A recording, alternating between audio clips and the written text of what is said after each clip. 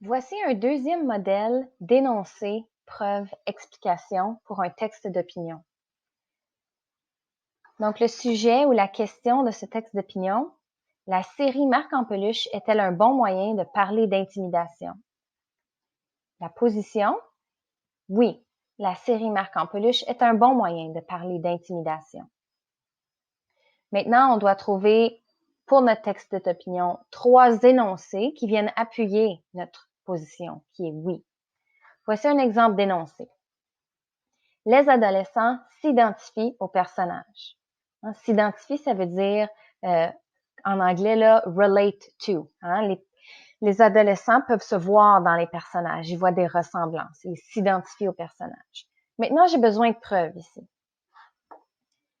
Les comédiens de cette série, comme Étienne Gallois dans le rôle de Marc, Marguerite Bouchard dans le rôle de Frédéric et Lenny Kim dans le rôle de Jérôme, sont des adolescents.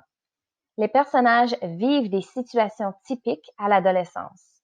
Par exemple, ils vont à l'école, subissent ou témoignent de l'intimidation, ont des relations amoureuses et doivent obéir à leurs parents.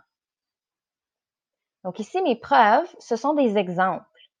Des exemples comme le nom des comédiens, le nom des personnages, puis les exemples de situations qui se passent à l'adolescence, que j'ai mis à la fin ici. Maintenant, on doit expliquer comment cette preuve vient prouver notre énoncé que les adolescents s'identifient au personnage. Puis que ça, ça permet de bien parler d'intimidation. Les adolescents qui écoutent cette série s'y accrochent puisqu'ils peuvent s'identifier à au moins un des personnages et ce qu'ils vivent au quotidien.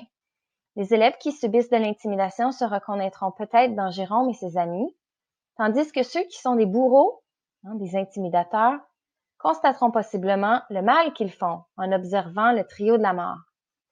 Lorsqu'on aime une série, on a plus de chances de bien écouter le message qu'elle transmet. Donc, mon explication vient démontrer comment ma preuve appuie mon énoncé, puis que tout ça, ça vient démontrer que Marc en peluche, c'est un bon moyen pour parler d'intimidation. Un troisième modèle, encore au sujet de Marc en peluche. Oh, non, désolé. Allons voir ce modèle ici sous forme de phrases qui se suivent une après les autres. Ici, on va faire semblant que c'est le deuxième deuxième énoncé dans le paragraphe de développement. Donc, c'est pour ça que le marqueur de relation, c'est pour continuer. Donc, si on met tout ça ensemble, pour continuer, les adolescents s'identifient aux personnages.